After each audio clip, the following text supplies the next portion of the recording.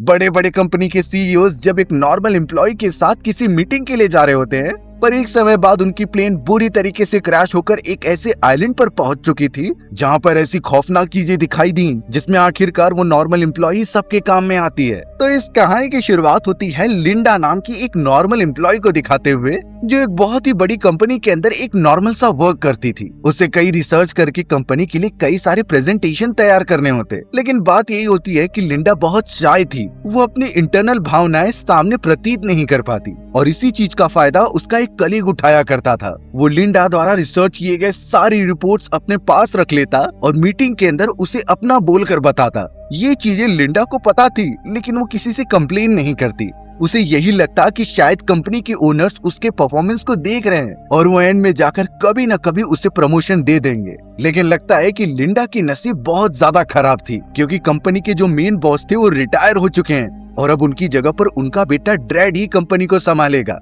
Dread जब अपनी company में ऑफिशियली ओनर बनकर वापस आया, तब सभी लोग उससे मिलकर काफी खुश थे, लेकिन उस समय लिंडा खाना खा रही थी। ड्रेड जब उससे मिल रहा था तो लिंडा के चेहरे पर खाने लगे हुए थे और ये बिहेवियर देखने के बाद ड्रेड को गुस्सा आने लगा। वो सोचता है कि लिंडा कितनी अनटाइडी है। वहीं बाद में पता चला कि जो आदमी लिंडा का सारी रिपोर्ट्स ले लेता था वो ड्रेड का बहुत पुराना दोस्त निकलता है और इसी वजह से ड्रेड ने बिना कुछ जाने समझे उस आदमी को प्रमोशन दे दी, जबकि ये प्रमोशन लिंडा को मिलना चाहिए था। लिंडा को जब ये पता चला तो वो बहुत ही ज्यादा डिसअपॉइंटेड होती है। वो सीधा जाकर ड्रेड से ये बात करने लगी कि तुम्हारे फादर मुझे ये प्रमोशन देते, मैं उनकी सबसे काबिल एम्प्लॉय थी। ये बातें तो हाल ही में ड्रेड को भी पता चली हैं कि लिंडा का परफॉर्मेंस हाई होता है, इसलिए अब इतना ज्यादा कन्विंस करने के बाद ड्रेड ने कह दिया कि तुम भी हमारे साथ एक बिजनेस मीटिंग पर चलो। उसमें वही आदमी और उसके कई सारे फ्रेंड्स जा रहे हैं और अगर उस मीटिंग में तुम्हारा परफॉर्मेंस अच्छा रहा तो तुम्हें प्रमोशन मिल जाएगा। लिंडा इस चीज के लिए रेडी हो जाती है और निकल पड़ते हैं वो सब एक दूसरी कंट्री में जाने के लिए।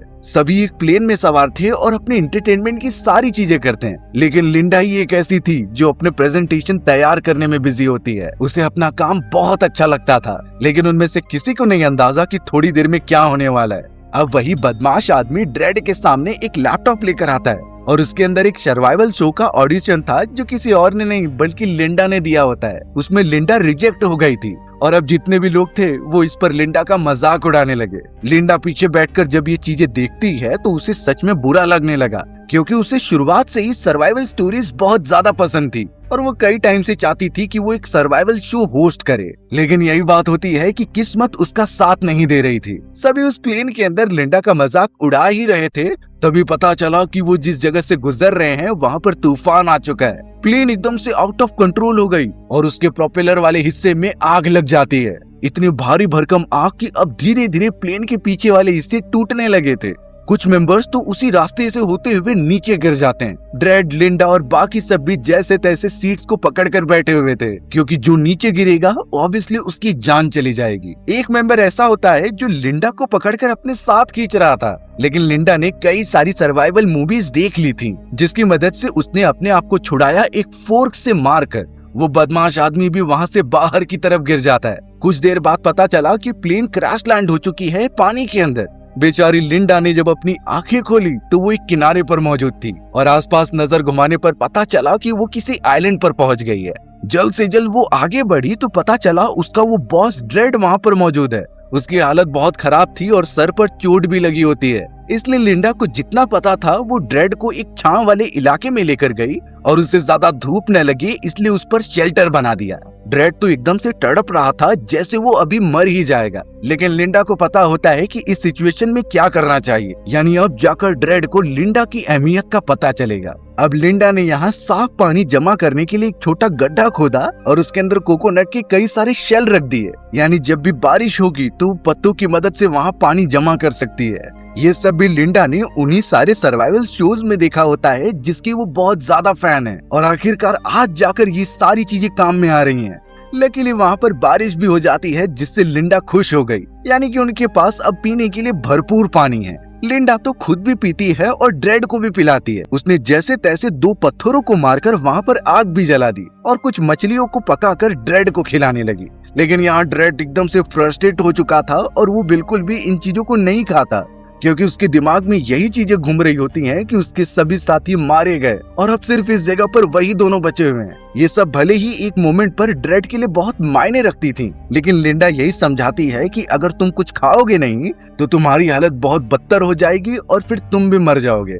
पर यहाँ ड्रेड का एटीट्यूड अभी भी कंपनी के बॉसेस वाला था, यानी कि वो लिंडा को कमांड दे रहा होता है जैसे वो कोई नौकर है। यहाँ पर लिंडा अपने हिसाब से सारी चीजें फॉलो तो करती है, लेकिन जब एक लिमिट क्रॉस हो गई तो वो ड्रेड पर ही चिल्लाने लगी। उसने अपना सारा सामान इकट्ठा किया और वहाँ से दूर चली गई। ड्रेड भी गुस्से में कह देता है कि उसे उसकी कोई जरूरत नहीं है, वो अपना सर्वाइवल खुद कर लेगा। पर ये चीजें कुछ ही देर के अंदर गलत साबित हो जाती हैं, क्योंकि अब उन्हें वहाँ पर पूरे एक दिन से ज्यादा हो चुके थे और अभी तक वहाँ से बचकर निकलने का कोई रास्ता नहीं मिला है। ड्रेड की हालत तो और ज्यादा खराब होने लगी क्योंकि उसके पास खाने पीने के साधन नहीं थे। जो भी किया था लिंडा ने अरेंज किया था और एक तरीके से ऐसी जगह पर दोनों का झगड़ा भी हो गया है। बेचारी ड्रेड की हालत और ज्यादा खराब हो चुकी थी और उसे डिहाइड्रेशन भी हो चुका था। पर पता चला कि लिंडा खुद उसके पास आई और उसे पीने के लिए पानी दिया। ड्रेड जब पानी पीता है तो उसकी बॉडी को आराम मिल रहा था और तब जाकर उसे गलती का एहसास होता है और उसने लिंडा से माफी मांग ली। लिंडा भी अब यहाँ खाने की तलाश में जाने वाली थी फॉरेस्ट में। उसने जल्द से जल्द एक भाले को नुकीला किया और बताने लगी कि उसने जंगली सुअर की आवाज सुनी है, यानी वो वहाँ पर जाकर उसे पकड़ कर लेकर आएगी। ड्रेड को लग रहा था कि लिंडा अकेले ये नहीं कर सकती क्योंकि जंगली सुअर खतरनाक होते हैं, पर लिंडा बिना डरे आवाज सुनकर अंदर गई और अचानक उस जंगली सुअर ने उस पर अटैक कर दिया था। लिंडा एकदम बहादुरी से अपने भाले को उसके ऊपर मार देती है और लिटरली पता चला कि उसने एक बड़े से सुअर को मार गिराया है। वो तो उसे किनारे पर लाकर अच्छी तरीके से भूनकर खाने लगते हैं, यानी कि खाने पीने की उन्हें यहाँ पर बिल्कुल कमी नहीं है। लेकिन एक शॉकिंग रियलिटी उन्हें एक्सेप्ट करनी होगी जो थोड़ी देर में रिवील हो जाएगी। अब अगले दिन लिंडा जब उस आइलैंड के चारों तरफ घूम रही थी तभी अचानक उसे एक बोट दिखाई देती है। उस बोट पर तो कुछ यात्री सवार थे।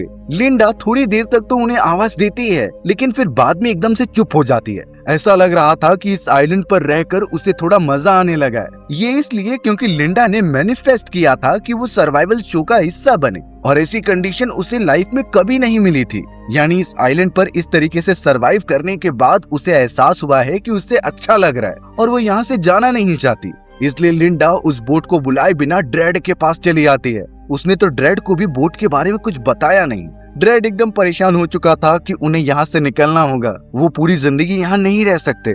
पर लिंडा उसे डिमोटिवेट करने लगी कि इतने बड़े समुद्र को तैरकर पार ही नहीं कर सकते, हमें किसी मोटर बोट की जरूरत पड़ेगी।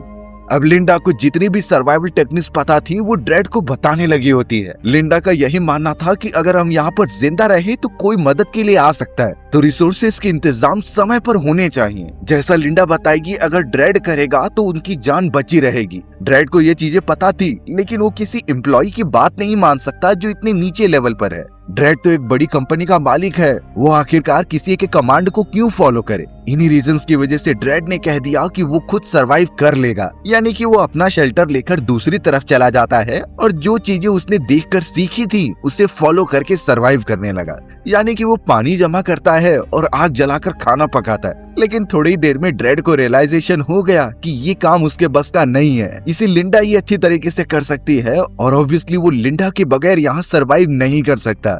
इस वजह से अगले दिन ही फ्रस्ट्रेट होकर वो लिंडा के पास जाकर उससे माफी मांग लेता है। लिंडा को पता था कि वो वापस जरूर आएगा, इसीलिए उसने ड्रेड के लिए खाना पहले से तैयार रखा था, यानी वो उसे भरपेट खाना खिलाती है और वो दोनों बैठकर एंजॉय करने लगे। अब कुछ समय बाद देखकर ऐसा लग रहा था कि ड्रेड लिंडा की कंपनी एंजॉय करने लगा है। पहले उसे लिंडा से चिढ़ हुआ करती थी, लेकिन कुछ दिनों के अंदर ही वो उसकी अच्छी दोस्त बन चुकी होती है। दोनों अब उस आइलैंड पर अलग अलग जगहों को एक्सप्लोर करने लगे थे। लिंडा की जो नॉलेज थी वो ड्रेड को पसंद आती है, यानी उसे सिर्फ प्रोफेशनल वर्क नहीं बल्कि ऐसी भी चीजें आती हैं जो नॉर्मल लाइफ में काफी काम आती थी। अब यहाँ लिंडा ड्रेड को लेकर सीधा एक पहाड़ की चोटी पर आती है। वो दरअसल उसे कुछ दिखाना चाहती थी। जैसे ही वो एक कोने पर पहुँचते हैं तो वहाँ से एक बहुत ही अच्छा नजारा दिखाई दे रहा था। चारों तरफ समुद्र और आइलैंड की हरियाली इतनी ब्यूटीफुल लग रही होती है कि कोई इसका कंपैरिजन नहीं कर सकता।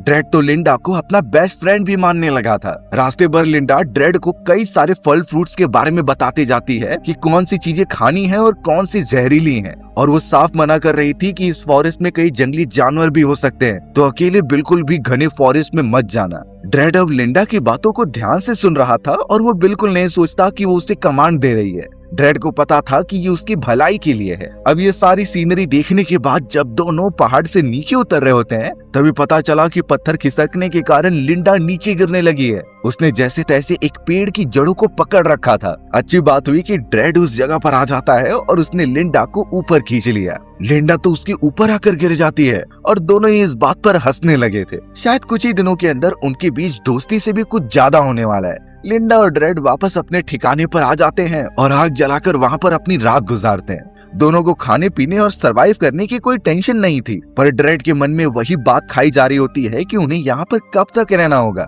अब लिंडा जो बहुत ही ज्यादा शाय किस्म की हुआ करती थी, वो ड्रेड से अपने मन की सारी बातें शेयर करती है। लिंडा ने कहा कि कई साल पहले उसकी शादी हो चुकी थी, लेकिन उसका हस्बैंड बहुत ही ज्यादा नशे करके उसे टॉर्चर करता था। एक दिन किसी कार एक्सीडेंट में उसके हस्बैंड की मृत्यु हो गई और तब से लेकर आज तक लिंडा अकेली रहते आ रही है। ड्रेड ने जब ये चीजें सुनी तो वो काफी इमोशनल हो गया। वो तो लिंडा को मोरल सपोर्ट भी प्रोवाइड कर रहा था ताकि वो एकदम सही सलामत रहे, पर अचानक सोकर उठने के बाद पता चला कि उस जगह पर भारी तूफान आ चुका है। बहुत तेज हवाओं के साथ वहाँ पर बारिश आ रही है जिसने सारी चीजें तहस नहस कर दी हैं। उनका शेल्टर वाला एरिया भी डिस्ट्रॉय हो चुका है। तूफान के कारण एक पेड़ तो ड्रेड के ऊपर भी गिरने वाला था, लेकिन लिंडा जैसे तैसे उसे बचाती है और वहाँ से भागते हैं दोनों। अब फॉरेस्ट में आने के बाद उन्हें एक छोटी सी गुफा दिखाई दी। तूफान जब तक रुक नहीं जाता तो दोनों उसी के अंदर स्टे करने का डिसाइड करते हैं।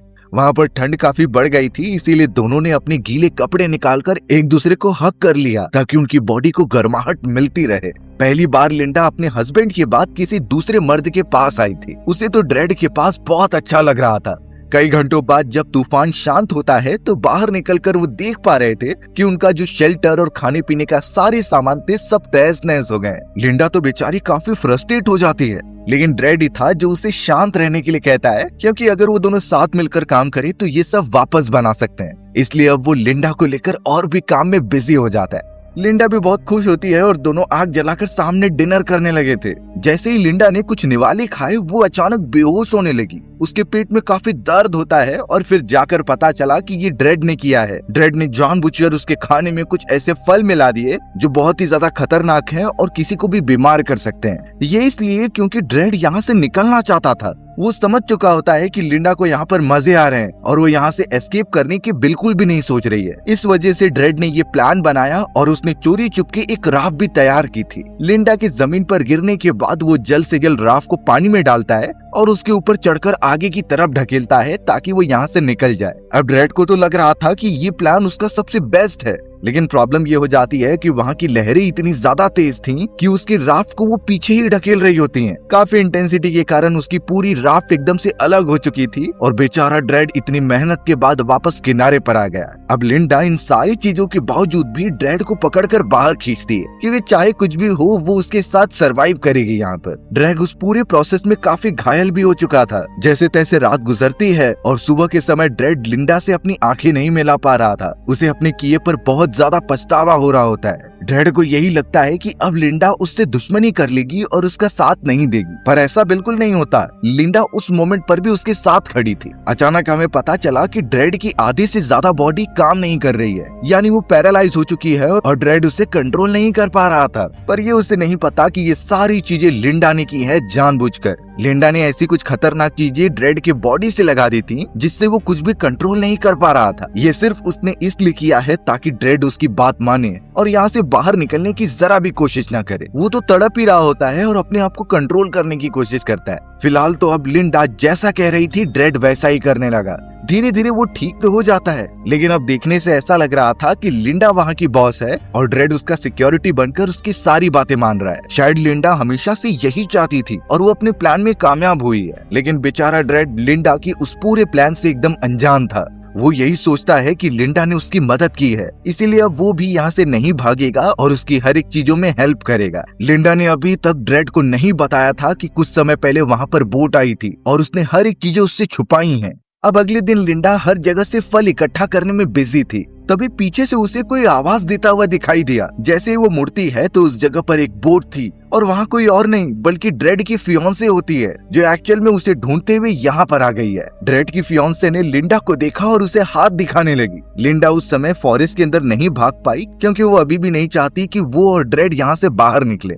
ड्रेड की फियांसे एक आदमी के साथ वहां पहुंचती है और लिंडा के गले लग जाती है, क्योंकि उसे पता था कि लिंडा ड्रेड की कंपनी में एक एम्प्लॉई है और ड्रेड भी यहीं कहीं आसपास होगा। तब जाकर लिंडा ने कहा कि चलो मैं तुम्हें उसके पास लेकर चलती हूँ। ड्रेड की फियांसे और वो आदमी लिंडा का पीछा करने लगे होते हैं, लेकिन यहाँ लिंडा के मन में कई सवाल चल रहे थे। एक्चुअल में वो खुद अब ड्रेड को पसंद करने लगी है, कोई दूसरा उसके और ड्रेड के बीच में आए वो एक्सेप्ट नहीं कर सकती थी, और ड्रेड के साथ इस जगह पर रहना उसके सपनों से कम नहीं है। तो इसलिए लिंडा ने डिसाइड किया कि वो उसके फियांसे और उस आदमी को मार देगी। वो जानबूझकर उन लोगों को गुमराह करती है और माउंटेन के उस प्लेस पर लेकर जाती है जो काफी खतरनाक है।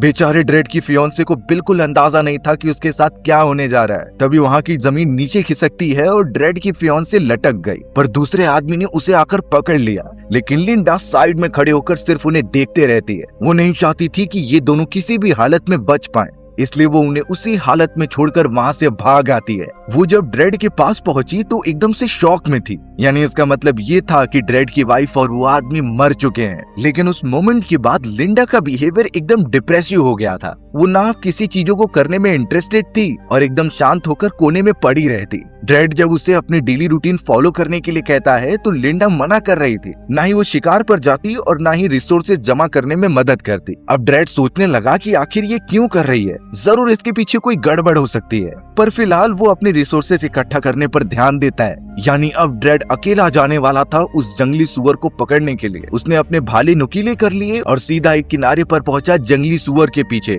उसने जैसे ही मौका देखकर हमला किया तो वो जंगली सुअर तो भाग जाता है, पर ड्रेड को किनारे की तरफ किसी का हाथ दिखाई दिया। वो जैसे तैसे जब भागते हुए पास गया तो उस हाथ के ऊपर एक अंगूठी थी, जो कि वो आइडेंटिफाई कर लेता है कि उसकी फियांसे की होती है। उसकी फियांसे मर चुकी थी, जिससे कि ड्रेड पकड़कर रोने लगता है। और अब जाकर ड्रेड को रियलाइज हो रहा था कि जरूर ये लिंडा ने किया होगा। उसने ड्रेड की फियांसे को मार दिया और उसके बाद एकदम डिप्रेशन में चली गई। ड्रेड को ये रियलिटी एक्सेप्ट करनी पड़ेगी, लेकिन अब वो लिंडा को छोड़ेगा नहीं। ड्रेड तो एकदम सदमे में सीधा लिंडा के पास जाता है और उसे अपने फियांसी की अंगूठी दिखाते हुए कहता है कि तुमने ऐसा क्यों किया, वो तो हमें यहाँ पर बचाने आई थी, फिर आखिर तुमने उसकी जान क्यों ली। यहाँ लिंडा पहले अपने आप को प्रोटेक्ट करने की कोशिश करती है कि वो एक हादसा था, बट ड्रेड का यही सवाल होता है कि तुमने मुझे इन सारी चीजों के बारे में क्यों नहीं बताया। अब लिंडा पूरी तरीके से समझ चुकी थी कि उसके जस्टिफिकेशन का कोई मतलब नहीं। ड्रेड को सारी सच्चाई पता चल चुकी है और अब वो उससे बदला लेकर रहेगा। ड्रेड की आंखों में तो बदले की भावना दिखाई दे रही थी और शायद वो लिंडा को जान से मारना चाहता है। लिंडा ये समझ जाती है और तुरंत ही फॉरेस्ट की तरफ भागने लगती है। ड्रेड भी उसका बहुत तेजी से पीछा कर रहा था, मानो उसके ऊपर खून सवार हो चुका हो। ड्रेड तो उसे चिल्लाकर चारों तरफ ढूंढता है, लेकिन लिंडा को एक्चुअल में ऐसी जगहों पर सरवाइव करना पता था, यानी उन्हीं सारे शोज को देखकर जिसमें कई सर्वाइवल टेक्निक्स बताई जाती हैं। लिंडा को इतना पता था कि अगर कोई शिकारी तुम्हें शिकार करने के लिए ढूंढ रहा है तो उससे बचने का अच्छा तरीका यही है कि तुम सबसे पहले उस पर अटैक करके उसे ये मार दो। इसलिए लिंडा एक पेड़ के पीछे छुपकर अच्छे मौके का इंतजार करती है। ड्रेड जब एकदम पागल होकर चारों तरफ उसे अंधाधुंध ढूंढ रहा था, तभी लिंडा पीछे से आकर उसका गला दबाने लगती है। ड्रेड काफी ज्यादा पेन में होता है, लेकिन जैसे तैसे उसने लिंडा को दूर ढकेला। पता चला कि लिंडा ने ड्रेड के पास मौजूद एक चाकू ले लिया होता है और वो उस पर ही हमला करके उसे डैमेज करके वहाँ से भाग गई। ड्रेड एकदम घायल अवस्था में भी होता है, लेकिन फिर भी वो पीछा कर रहा था। वो बिल्कुल भी अब सहकर नहीं लेने वाला था ये सारी चीजें। ड्रेड तो भागते हुए आइलैंड के एक दूसरे किनारे पर पहुंच गया और वहाँ से लिटरली उसे एक शॉकिंग चीज दिखाई देती है। पता चला कि वहाँ पर एक बड़ा सा लग्जरियस मेंशन है, यानी यहाँ पर पहले से ही कुछ लोग रहा करते थे। तब जाकर समझ में आया कि लिंडा उसे क्यों मना करती थी आइलैंड के इस रीजन में आने के लिए, क्योंकि वो शुरुआत से नहीं चाहती थी कि वो इस आइलैंड से बाहर निकले। ड्रेड को धीरे धीरे लिंडा का मास्टरमाइंड प्लान समझ में आ जाता है और वो तुरंत ही उस घर के अंदर पहुंचा। उस लग्जरियस मेंशन के अंदर खाने पीने की सारी व्यवस्थाएं थी और यही वो प्लेस होता है जहाँ से लिंडा उसके लिए खाना लेकर आती थी। शॉकिंग बात पता चली कि लिंडा पहले ही घर के अंदर पहुंच चुकी है और वो सिक्योरिटी रूम के अंदर कैमरा से उस पर नजर रख रही है, यानी इस समय ड्रेड लिंडा की नजर से बच नहीं सकता। लिंडा तो कैमरास के अंदर लगी स्पीकर की मदद से ड्रेड से बात कर रही थी। वो उसे सारी बातें बताती है कि ये जगह वो पहले से जानती थी, लेकिन वो यहाँ से बाहर नहीं निकलना चाहती थी, बल्कि ड्रेड के साथ रहना चाहती थी। एक्चुअल में ड्रेड की फियांसे जब उसे ढूंढने के लिए यहाँ पर आई तो लिंडा ने उसे मैनिपुलेट किया, और जब वो दोनों पहाड़ की ऊंचाई से लटके हुए थे तो लिंडा ने मदद करने के बजाय उनकी बॉडी पर पत्थर मार दिया, जिससे कि वो दोनों ही उतनी ऊंचाई से गिरकर मर गए थे। ये सिर्फ इसलिए क्योंकि वो ड्रेड के साथ इस आइलैंड पर और भी दिन गुजारना चाहती थी। एक्चुअल में वो ड्रेड से बहुत ही ज्यादा प्यार करने लगी है। लिंडा चाहती है कि ड्रेड के साथ वो अपनी पूरी जिंदगी व्यतीत करे। अब थोड़ी देर के अंदर ही लिंडा एक शॉट गन लेकर ड्रेड के पास पहुंचती है। उसने ड्रेड पर पॉइंट कर दिया था और ड्रेड बेचारा एकदम घबराया हुआ होता है कि वो उसे शूट ना कर दे। ड्रेड के सामने जब लिंडा शॉट गन लेकर खड़ी थी तो वो काफी डर गया। वो तो उसके सामने बैठकर माफी मांगने लगा होता है कि ये सब मेरी वजह से हुआ है। उसे लिंडा पर बिल्कुल भी हमला नहीं करना चाहिए था। लिंडा के मन में पता नहीं क्या चल रहा होता है कि वो ड्रेड के ऊपर से अपनी नजर ही नहीं हटाती। तब जाकर ड्रेड बताने लगा कि तुमने शुरुआत से ही मेरी मदद की है। लिंडा सिर्फ इतना चाहती थी कि ड्रेड उसके साथ आइलैंड पर हमेशा रहे, जबकि ड्रेड तो अपनी नॉर्मल लाइफ में वापस लौटना चाहता था। यही दो अलग अलग थिंकिंग के कारण ये सिचुएशन आ चुकी है। ड्रेड फिलहाल सब कुछ भुलाने के लिए तैयार था और लिंडा के साथ हमेशा यहीं पर रहने का वादा करता है। लिंडा भी अब सोचने लगी कि शायद ड्रेड बदल गया है, इसीलिए वो उसे एक चांस देकर देखने का डिसाइड करती है। अब यहाँ लिंडा भरोसा करके गन नीचे करती है और ड्रेड के पास जैसे ही जाती है तभी ड्रेड ने अपने पास मौजूद एक वेपन की मदद से हमला कर दिया। वो तो सीधा उसकी शॉटगन छीन लेता है और उसे दूर ढकेलता है। उसने जरा भी वेट नहीं किया और शूट कर दिया, पर पता चला कि गन के अंदर बुलेट्स ही नहीं है। लिंडा ने जानबूझकर उसमें बुलेट्स डाली नहीं थी और अब लिंडा को सच्चाई पता चल चुकी है कि ड्रेड उसे मारना चाहता है, इसलिए उसने गोल्फ स्टिक उठाई और ड्रेड के ऊपर हमला करने लगी। ड्रेड एकदम निहत्था नीचे पड़ा हुआ था और अब लिंडा, जिसकी पर्सनालिटी एकदम शाय पर्सन से एकदम खौफनाक बन चुकी थी, वो जरा भी रहम नहीं करती और ड्रेड को वहीं पर मारकर खत्म कर देती है। यानी वो आइलैंड पर अब अकेली है। अब कुछ समय बाद का मोमेंट दिखाया गया जहाँ पर लिंडा एक फेमस फिगर बन चुकी थी, यानी वो वापस नॉर्मल लाइफ में आ चुकी होती है और फिलहाल कई सारे रिपोर्टर्स उसका इंटरव्यू ले रहे थे। पता चला कि उस आइलैंड से अकेला जिंदा वापस आने के बाद लिंडा फेमस हो चुकी थी। उसकी सर्वाइवल कहानियां चारों तरफ फैल रही होती हैं। फिलहाल तो लिंडा एक बहुत ही बड़ी गोल्फ टूर्नामेंट की एम्बेसडर बन चुकी थी, यानी उसके पास पैसों की तो अब बिल्कुल कमी नहीं होती और उसने अपनी पुरानी जॉब भी छोड़ दी होती है। कई रिपोर्टर्स उसका इंटरव्यू लेते हैं जिसमें लिंडा बताने लगी अपने उस सफर के बारे में जो कि उसने आइलैंड पर अकेले व्यतीत किया था। वो तो ये भी कहती है कि उस कहानी के ऊपर कई सारी मूवीज भी बनने वाली है जिसकी कहानी खुद उसने दी है, लेकिन उनमें से किसी को क्या अंदाजा कि पूरी कहानी में लिंडा ने सच बताया ही नहीं। कैसे उसने अपने ही कंपनी के ओनर को मार दिया और सिर्फ अपने एंटरटेनमेंट के लिए वहाँ पर सभी को कैद रखा। एक तरीके से लिंडा बहुत बड़ी मर्डरर है, लेकिन ये सच्चाई सिर्फ उसके अलावा किसी और को पता ही नहीं है। यानी वो ये राज अपने अंदर हमेशा के लिए छुपा कर रखने वाली है। हमारी भी कहानी इसी तरीके से यहीं खत्म हो गई। सो व्यूअर्स, अगर आपको मेरा नरेशन 1% भी अच्छा लगा होगा ना तो वीडियो को लाइक एंड चैनल को सब्सक्राइब जरूर कर देना। मिलते हैं इसी तरीके के मजेदार वीडियोस में, तब तक के लिए बाय बाय।